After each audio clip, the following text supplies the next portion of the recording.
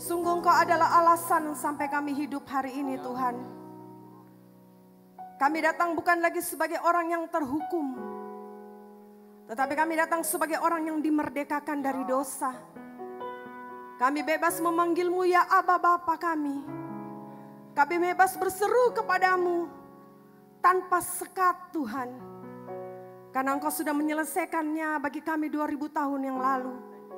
Dan malam ini Kau mau mengingatkan kami kembali bahwa hidup kami adalah hidup yang sudah diampuni. Hidup yang dipulihkan, hidup yang diberkati. Oleh sebab itu kami bukan lagi sebagai orang-orang yang terhukum yang datang kepadamu Tuhan. Tetapi kami bisa tersenyum dan bersuka cita. Sebab kami tahu bahwa hidup yang kami hidupi hari ini adalah hidup karena anugerah Tuhan yang tanpa batas. Kami mau mendengarkan firman-Mu, urapi kami Roh Kudus.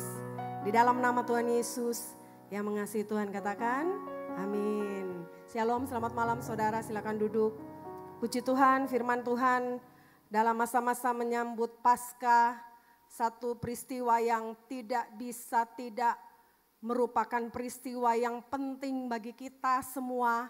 Sebab apa saudara, untuk apa kita hidup, sesudah kita hidup akhirnya berujung kepada kebinasaan. Tetapi Paskah mengingatkan kita bahwa kehidupan kita itu berubah. Firman Tuhan pada sore hari, pada malam hari ini yaitu pengampunan yang memulihkan. Lukas 5 ayat 32. Aku datang bukan untuk memanggil orang benar, melainkan orang berdosa supaya bertobat. 1 Yohanes 2 ayat 12. Aku menulis kepadamu anak-anak karena dosa-dosamu telah diampuni oleh karena namanya. Yesus datang bukan untuk menjadi hakim.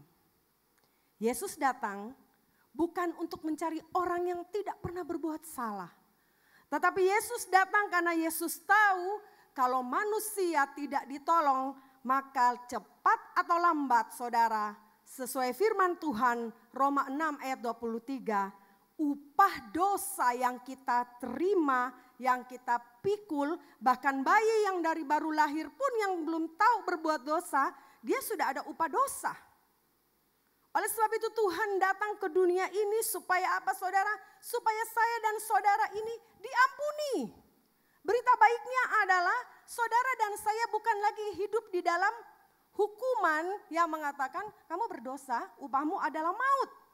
Karena dosa bukan hanya mengakibatkan maut pada ujungnya, tetapi dosa selama kehidupan kita mengakibatkan kehancuran, mengakibatkan kebinasaan, mengakibatkan kerusakan. Rusak bukan hanya kerohanian kita, tetapi rusak jasmani kita, hubungan kita dengan Tuhan rusak, otomatis hubungan kita dengan sesama kita pun rusak. Kita bersyukur bahwa ayat ini tidak berhenti upah dosa adalah maut. Tetapi firman Tuhan dalam Roma berkata, tetapi karunia Elohim adalah hidup yang kekal melalui Yesus Kristus Tuhan kita. Saudara, tidak ada jalan lain keselamatan hanya di dalam Yesus. Kalau saudara percaya kepada Yesus, firman Tuhan berkata saudara akan menerima kehidupan yang kekal. Oleh sebab itu ada kebenaran yang harus saya dan saudara pahami sebagai manusia, yaitu semua orang berdosa. Tidak peduli apapun statusnya, tidak peduli latar belakangnya, tidak peduli dari suku mana atau dari bangsa mana. Firman Tuhan di dalam Roma 3 ayat 23 berkata, sebab semua orang telah berdosa dan telah kehilangan kemuliaan Elohim. Karena kemuliaan Tuhan itu tidak bisa bersatu dengan dosa. Sehingga kita ini hidup seolah-olah hanya menanti waktunya kapan masuk ke dalam kebinasaan. Tetapi kebenaran yang kedua, puji Tuhan ada kabar baiknya. Kita diselamatkan karena anugerah. Efesus 2 ayat 8 sampai 9 berkata, karena anugerah kamu telah diselamatkan oleh iman, itu bukan karena usahamu, tapi pemberian Elohim. Artinya saudara, kita tidak bisa melakukan apapun supaya kita bisa dapat tiket masuk surga. Kita nggak bisa berusaha apapun dengan perbuatan baik atau punya materi yang banyak atau apa saja saudara. Nggak bisa. Yang membuat kita selamat apabila saya mempunyai iman dan saya tahu bahwa saya menerima pemberian Elohim yaitu pengampunan. Efesus 2:9 berkata, itu bukan karena perbuatan. Sehingga tidak ada seorang pun dapat memegahkan diri. Saya tidak bisa memegahkan diri, saya tidak bisa berkata, oh saya lebih baik dari saudara. Saya tidak berdosa, tidak bisa. Karena kita semua sama, kita dibayar dengan harga yang sama. Yaitu harga tebusan yang paling mahal, yaitu harga yang tidak pernah berdosa. Yaitu Yesus yang mati di kayu salib. Yesaya 1:18 berkata, datanglah sekarang dan marilah kita berperkara. Yahweh berfirman, sekalipun dosamu merah seperti kermisi, akan menjadi putih bagaikan salju. Sekalipun berwarna merah seperti kain kesumba, akan menjadi putih bagaikan bulu domba. Tuhan tidak main-main ketika mengampuni saya dan saudara. Tuhan tidak mengampuni saya dan saudara itu dilihat-lihat dosanya. Dosa kecil atau dosa besar. Kapan kau berbuat dosa? Seperti apa dosamu? Tuhan berkata dosamu semerah apapun akan diputihkan saudara. Itulah pengampunan yang maksimal. Karena Tuhan tidak main-main untuk saudara. Kalau dia main-main dia tidak mungkin mati di kayu salib saudara. Karena yang harusnya mati itu saya dan saudara. Karena yang berbuat dosa kan kita. Yang harusnya disiksa itu saya dan saudara. Yang harusnya menerima penghinaan, yang menerima konsekuensi perbuatan dari dosa adalah harusnya saya dan saudara. Karena yang melakukannya adalah kita. Tetapi dia karena kasihnya yang begitu besar. Firman Tuhan begitu berkata, begitu besar kasihnya kepada kita. Dia menjadikan Yesus sebagai pengganti atas dosa-dosa kita. Kita digantikan saudara. Harusnya yang tergantung di kayu salib itu nama saya. Harusnya tergantung di kayu salib itu nama saudara. Tetapi dia menggantikannya. Atas dasar apa? Atas dasar kasih yang tidak bisa diukur dengan apapun. Oke, setelah saya tahu bahwa hidup saya sekarang sudah diampuni. Setelah saya tahu bahwa saya sekarang sudah tidak hidup lagi di dalam kutuk dosa. Setelah saya tahu bahwa saya sudah tidak hidup lagi di dalam hukum dosa. Apa yang harus saya lakukan? Yang pertama saudara, untuk mengisi kehidupan yang baru. Yang pertama adalah tinggalkan masa lalu. Yesaya 43:18, janganlah mengingat hal-hal yang sebelumnya ataupun memperhatikan hal-hal yang dahulu kala. Nah ini manusia kadang-kadang suka sekali mengingat-ingat hal-hal yang dulu. Suka sekali saudara. Padahal Tuhan selalu berkata, ayo lupakan, move on. Kalau bahasa anak muda, move on. Jangan suka ingat hal-hal yang dulu. Aduh dulu, itu sama dengan bangsa Israel waktu keluar dari Mesir. Di tengah perjalanan mereka selalu ingat, aduh dulu waktu di Mesir itu kayaknya enak deh. Aduh dulu kayak begini. Makanya mereka karena kepala batunya saudara dikasih berputar-putar di padang gurun. Tuhan berkata jangan suka ingat hal-hal yang dulu. Biarkan yang dalam Tuhan itu sesuatu yang baru Tuhan buat. Lupakan yang lalu. Yang lalu sudah berlalu, yang baru sudah datang. Dimulai dari apa? Dimulai dari pertobatan. Pertobatan adalah permulaan untuk menerima pengampunan dan mengalami hidup yang berubah. Ketika saudara bertobat, saudara tahu bahwa saudara berdosa, saudara butuh pertolongan, saudara datang kepada Tuhan, saudara mengakui dosa saudara, maka saudara Tuhan memberikan kepastian dan jaminan bahwa dosamu diampuni. Sesudah itu saudara berubah. Petrus pernah mengkhianati Yesus. Petrus pernah menyangkal Yesus. Tetapi saudara dia bertobat. Dan dia berubah. Dari seorang pengkhianat, dia menjadi seorang pemimpin gereja yang terkenal. Perbedaannya dengan Yudas. sama-sama murid Yesus. Yudas juga melakukan kesalahan. Dia mengkhianati Yesus, dia menjual Yesus. Setelah melakukan kesalahan, dia tahu dia salah. Tapi dia tidak datang kepada Yesus, dia datang justru kepada para imam dan dia menyesal. Harusnya dia menyesali dosanya itu datang kepada Yesus. Lalu dia mengambil jalan pintas mengakhiri hidupnya. Lihat perbedaan antara Petrus dan Yudas. Petrus melakukan kesalahan, dia bertobat dan dia berubah. Saul, siapa yang tidak kenal? Orang yang suka menganiaya. Saulus yang suka menganiaya, tetapi dia berubah menjadi apa saudara? Menjadi rasul yang besar, menjadi Paulus, rasul yang besar. Saya ingin saudara dan saya itu mengalami perubahan. Orang melihat hidup saudara, kamu dulu itu kayaknya enggak begini deh. Sekarang kamu berubah. Apa yang membuatmu berubah? Itulah kesempatan untuk kita bersaksi. Memang dulu saya tuh hidup saya enggak bagus sekali. Tetapi ketika saya mendengar kabar baik, saya percaya kepada Tuhan, saya menyerahkan hidup saya kepada Tuhan, kemudian saya menerima anugerah, saya menerima kekuatan, saya sekarang hidup di dalam kehidupan yang baru. Kenapa? Karena Tuhan memberikan kesempatan untuk kita berubah. Jemaat yang dikasihi Tuhan, Tuhan itu memanggilmu dengan namamu. Dengar? Tuhan itu kalau panggil pakai namanya, nama saudara. Tapi iblis itu suka panggil kita dengan dosa kita. Orang kalau bersalah saudara, selalu ada perasaan bersalah. Dalam kadar tertentu perasaan bersalah itu penting. Seperti alarm yang mengingatkan. Sehingga ketika kita melakukan sesuatu, alarm itu berbunyi, lalu kita berkata, saya salah ini. Harus cepat berbalik nih, berbalik arah. Harus cepat, kalau tidak berbahaya buat saya. Itu alarm saudara.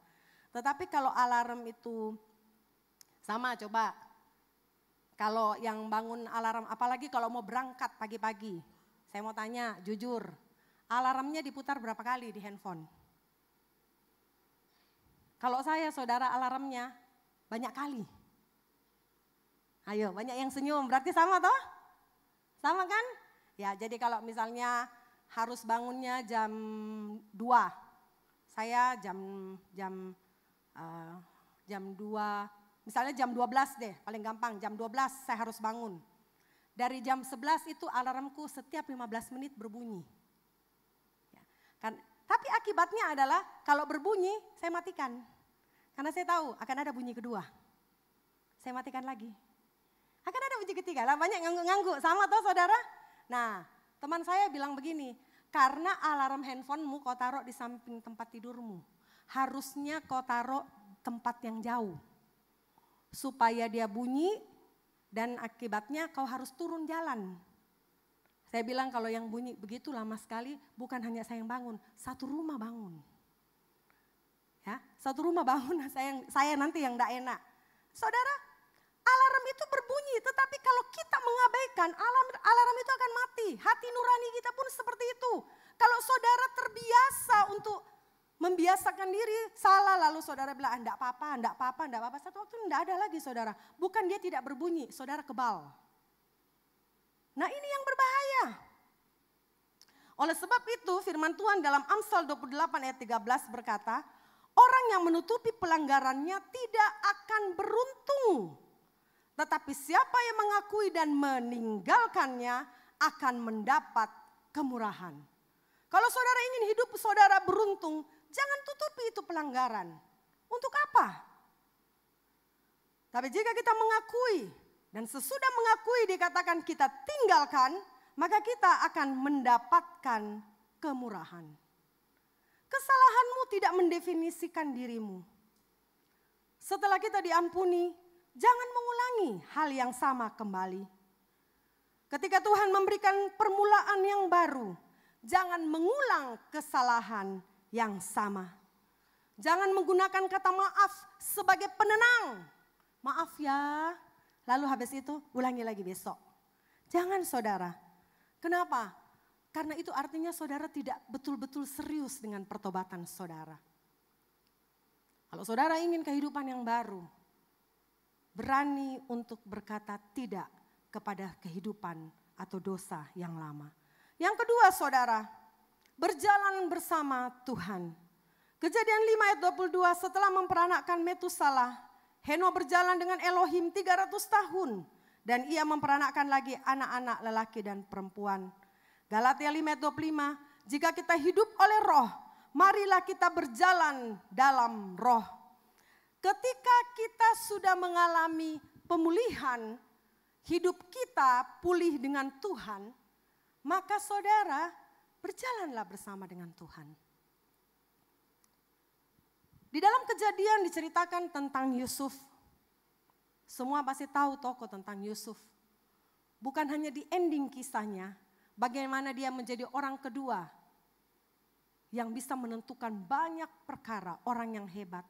Tetapi Yusuf itu bercerita tentang bagaimana mengalami fitnahan, bagaimana dia dilupakan, bagaimana dia mengalami hinaan, bagaimana dia mengalami masa-masa yang sulit dalam hidupnya sebelum dia diangkat oleh Tuhan. Tetapi satu hal yang saya perhatikan, di dalam Kejadian 39 ayat 21, di dalam proses yang Yusuf alami, di situ dikatakan, namun Yahweh menyertai Yusuf dan dia melimpahkan kasih setia kepadanya dan mengaruniakan kemurahannya di mata pemimpin penjara itu. Dengarkan baik jemaat yang dikasihi Tuhan. Sekalipun kita berada di dalam masalah kehidupan, sekalipun kita berada di dalam tekanan, sekalipun kelihatan tidak ada orang yang mau menolong kita lagi, selama Tuhan beserta dengan kita, maka Dia akan melimpahkan kasih setianya kepada kita.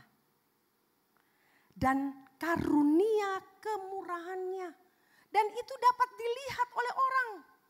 Orang akan berkata, kenapa ini orang mengalami banyak masa sulit dalam kehidupannya, tetapi dia kenapa baik-baik saja. Dia tidak seperti orang lain yang mengalami masalah yang sama. Yang membedakannya adalah saudara, karena saudara berjalan dengan Tuhan yang adalah sumber kekuatan saudara. Itu ibarat saudara sedang berada satu kapal. Yesus menjadi nahkoda. Ketika ada gelombang, ada badai, maka kita sebagai penumpang tenang aja. Jangan panik, jangan lompat keluar dari kapal. Sebab kita percaya urusan badai dan gelombang itu urusannya nahkoda. Saudara percaya itu? Amin? Oke lah kalau enggak naik kapal, naik pesawat. Saudara percaya pilotnya toh? Kalau dia persiapkan bilang akan ada turbulence di depan. Masa saudara bilang, panggil pramugari, bisa minta terjun payung, mau turun. Saudara pikir ini PT-PT? Gak bisa saudara, ya. Saudara harus percaya sama pilotnya. Betul? Saudara harus percaya. Saya kalau pergi pergi bepergian saudara, naik pesawat, belakangan ini sering sekali berangkat. Biasa suka pergi sama rekan-rekan dengan berbagai organisasi. Selalu teman-teman saya biasa heran. Saya belum mengisi akan daftar pergi, saya punya nama sudah ada duluan. Saya sampai bilang begini, saya heran sejak kapan saya menulis namaku, saya tidak pernah tulis loh. Malah biasanya dibayarkan saudara. Dan itu biasanya terjadi ketika hujan dan angin. Kenapa? Karena mereka takut. Ya, mereka merasa ketika ada saya, itu ada jaminan. Ya puji Tuhan lah, berangkat gratis, lumayan toh saudara. Ya, kita berangkat. Nah saudara ketika kita naik pesawat, satu kali saya ingat, saya lagi waktu itu perjalanan ke Eropa dengan suami saya. Aduh itu badai yang saya belum pernah merasakan badai yang begitu keras saudara. Bukan hujan, badai es. Saking kerasnya sampai pilotnya yang bicara, dia menyuruh kita berdoa. Bayangkan pilot yang ngomong saudara, itu namanya gak main-main. Lah suami saya ini, saya merasa suami saya itu orang paling bahagia di dunia. Kenapa orang paling bahagia? Dia gampang sekali tidur. Pokoknya kena apa aja di kepalanya, dia tidur. Dia gak pernah jet lag loh saudara. Karena dia bisa tidur di mana saja. Jadi kalau naik pesawat yang lama, dia panggil pramugari, kasih bangun saya di jam makan Indonesia. Saya mau tidur. Dia tidur. Nah, pada saat seperti itu saudara, itu duduk kan kayak es dilempar-lempar ke ini pesawat kita. Apalagi tengah malam saudara, aduh udah gak lihat apa-apa. Aduh orang sudah berdoa, semua sudah berdoa, dia tetap tidur. Saya kasih bangun loh. Saya bilang bangun. Dia bilang kenapa? Ini pesawat goncang loh, saya bilang. Ini badai, kita kena badai es. Berdoa. Saudara tahu dia jawab apa? Sudah tadi. Saya pikir iya ya. Dia bilang kan sudah tadi, sekarang percaya saja. Tidur lagi, tidur loh saudara. Dia tidur, saya bilang iya ya. Kadang-kadang kita seperti itu. Kita berdoa, habis itu kita ambil kekhawatiran itu kembali, betul? Tuhan saya serahkan kekhawatiranku kepadamu. Saya serahkan bebanku, ini anakku bandel sekali. Saya serahkan begini-begini. Dalam nama Yesus, amin. Tuhan ambil kembali ya, minggu depan saya bawa lagi nih beban ke gereja.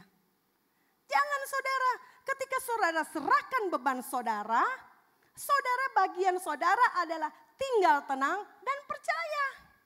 Bahwa nahkoda itu, pilot itu urusannya adalah menenangkan badai.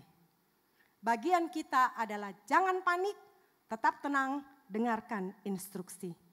Berjalan bersama Tuhan artinya kita sepakat untuk mengikuti pimpinannya. Bukan melawan kehendaknya. Biarkan dia berjalan di depan sebagai gembala yang baik.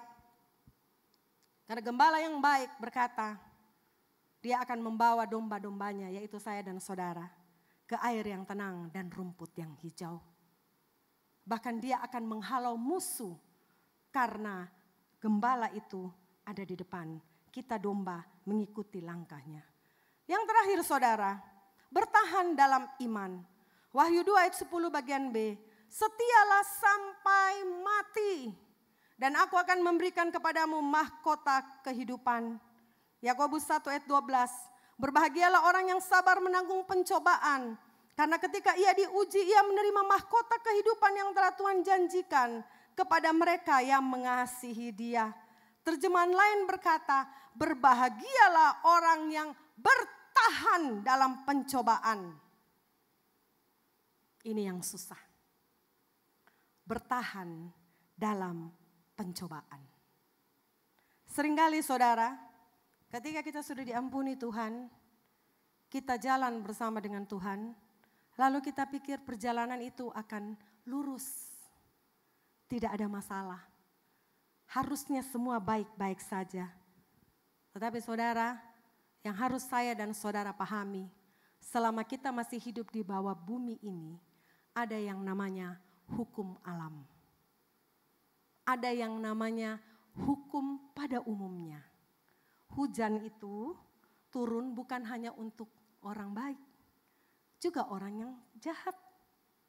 Matahari bersinar juga untuk semua. Masalah juga untuk semua.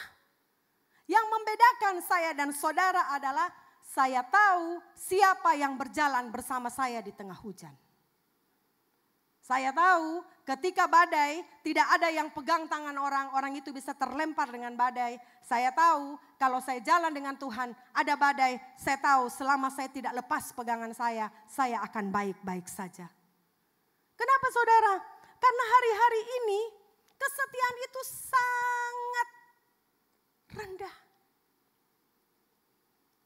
Saya berdoa untuk jemaat YHS, jangan gampang menukar imanmu.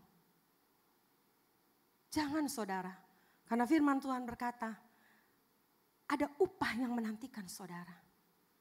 Ada mahkota kehidupan, kita tidak pernah tahu umur kehidupan kita saudara. Saudara tidak tahu umur saudara berapa. Kalau kita tahu umur kita saudara mungkin kita berpikir nanti aja deh kita bertobat. Masalahnya saya tidak tahu umur saya. 2 hari yang kemarin ada anak jemaat dari gereja kami yang lama, umurnya 52. Cuma katanya terpleset, meninggal. Bawa rumah sakit, meninggal. Terpleset saudara. Ya kita tidak tahu umurnya orang, betul? Tetapi yang saya dan saudara harus tahu, bahwa selama saya jalan bersama dengan Tuhan, ada kepastian bahwa Tuhan akan menolong saya. Melewati setiap musim kehidupan. Melewati setiap masalah. Karena kesetiaan pada Yesus harus disertai dengan kesabaran. Kesabaran ketika menghadapi tekanan, menghadapi masalah, menghadapi ujian, menghadapi pencobaan. Dan harus disertai dengan keyakinan bahwa satu-satunya pertolongan saya hanya datang dari Tuhan Yesus. Dan saya tahu Tuhan tidak pernah terlambat untuk menolong umatnya. Firman Tuhan berkata, kalau Kristus tidak dibangkitkan dari antara orang mati, sia-sia iman kita. Tapi karena dia dibangkitkan dari orang mati, artinya iman saya dan saudara tidak sia-sia. Amin saudara, itu yang harus saya dan saudara pegang. Hiduplah sebagai orang yang dikasihi Tuhan. Bertahan dengan iman adalah nilai tertinggi dari seorang anak Tuhan yang sudah ditebus. Saudara pasti biasa dengar, membaca kalimat ini. Aku telah menuntaskan pertandingan yang baik. Aku telah menyelesaikan perlombaan dan telah memelihara iman. Biasanya ini ayat dipakai ketika orang meninggal. Artinya saudara, tetap ada kalimat terakhir, aku memelihara iman. Jemaat yang dikasihi Tuhan, pelihara iman saudara. Dengan cara kasih makan iman saudara, rajin beribadah. Karena iman itu makanannya adalah mendengarkan firman Tuhan. Semakin saudara banyak mendengarkan firman Tuhan, iman saudara semakin dikuatkan. Dan atas dasar iman itu saudara akan hidup di dalam iman saudara. Oleh sebab itu saudara yang kekasih, pelihara iman kita. Tuhan tidak mengeluarkan Daniel dari gua singa, tetapi Tuhan menyelamatkan Daniel. Tuhan tidak menarik bangsa Israel ketika mereka berhadapan dengan Laut Merah, tetapi Tuhan membelah Laut Merah untuk menyelamatkan mereka. Tuhan tidak menarik murid-muridnya dari badai, tetapi Tuhan sanggup menyelamatkan mereka dari badai. Jadi mengapa Tuhan tidak menarikmu dari masalah?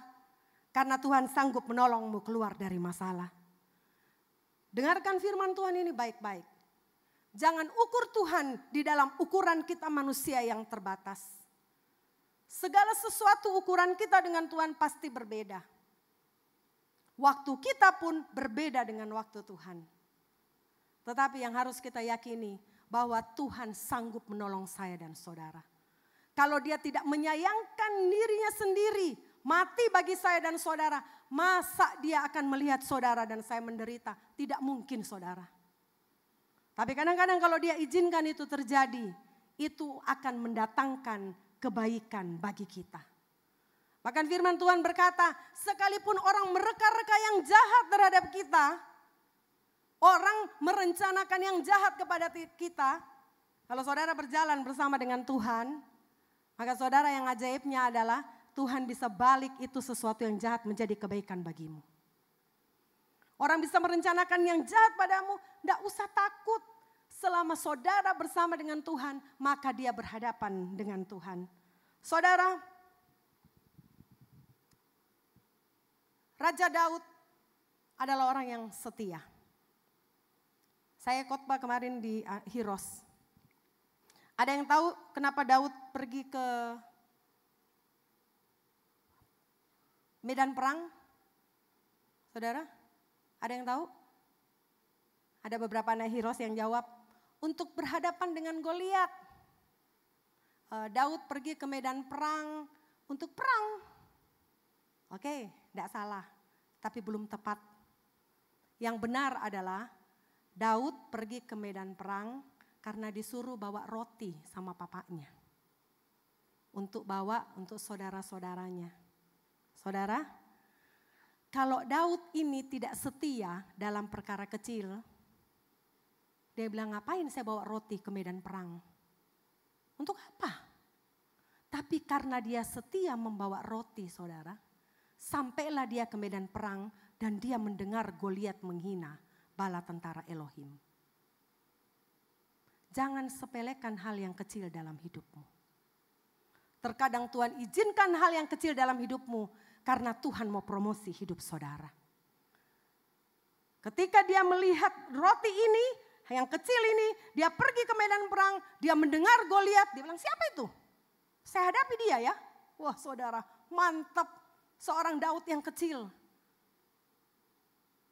Kadang-kadang mungkin orang berpikir seperti Raja Daud. Daud ini harusnya dia ditahbiskan untuk menjadi seorang raja. Tetapi apakah Tuhan kirim mahkota kepada dia? Tidak saudara. Tuhan kirim Goliat kepada dia. Untuk apa? Untuk Daud diproses untuk suatu tujuan yang baik. Sampai ketika dia menjadi raja, selalu akan orang ingat Daud mengalahkan Goliat. Sementara Raja Saul tidak dapat mengalahkan Goliat. Saya minta worshiper. Kalimat yang bagus sekali berkata, tanpa pengampunan tidak ada masa depan. Artinya saudara, saudara sudah diampuni dosamu. Jangan ingat-ingat lagi. Kalau iblis berkata, kamu itu berdosa, kamu itu pernah bikin ini, kamu pernah bikin ini. Katakan kepada iblis, saya sudah tidak ada di sana. Saya sudah tidak ada, saya sekarang ada di sini. Karena iblis itu selalu mau berusaha menarik saudara. Selalu mau membohongi saudara. Tapi saudara, firman Tuhan berkata, pandang ke depan. Ada masa depan yang menantimu. Masa depan yang penuh harapan. Saya rindu firman Tuhan ini mengubah paradigma berpikir kita. Sehingga kita beribadah dengan lebih rajin. Datang beribadah dengan lebih rajin supaya saudara menjadi iman yang kuat. Lebih setia saudara. Justru karena setia itu nilainya tinggi. Saya yakin bahwa kesetiaan itu akan didapat di jemaat di tempat ini. Setia kepada Tuhan. Tidak ada yang dapat memisahkan aku dari kasih-Mu Tuhan. Apapun itu. Karena terlalu besar kasih Tuhan kepada kita. Yesus sudah mati untuk saya dan saudara. Hari ini mari kita hidup untuk Dia. Amin. Mari kita bangkit berdiri. Haleluya.